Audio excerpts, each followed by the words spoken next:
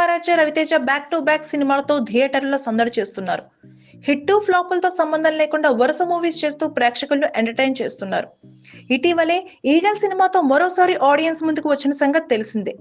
Director Karthik Kattamaneni దర్శకత్వం వహించిన ఈ మూవీలో అనుపమ పరమేశ్వరన్, కావ్య థాపర్, నవదీప్, అవసరాల శ్రీనివాస్, వినయ్ రాయ్ కీలక పాత్రలు పోషించారు. ట్రైలర్, సాంగ్స్ తోని విడుదలకు ముందే సినిమాపై అంచనాలు కలిగించారు మేకర్స్.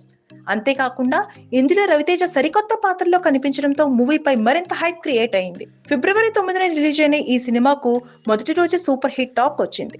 చిన్న కంటెంట్ కానీ రవితేజతో కలిసి కార్తీక్ తెరకెక్కించిన విధానంపై ప్రశంసలు కురిపించారు. ఆడియన్స్ నుంచి పాజిటివ్ టాక్ అందుకున్న ఈ మూవీ 50 కోట్లకు పైగా వసూళ్లు రాబట్టింది. ఇక ఇన్నాళ్లు థియేటర్లలో ఆకట్టుకున్న ఈ మూవీ ఇప్పుడు ఓటీటీలోకి వచ్చేసింది. Please subscribe Pragna Media. Please like, share, subscribe to Pragna Media. Pragna Media, please do like, share and subscribe. Please subscribe to Pragna Media. Please like, share and comment if you like the video. Pragna Media.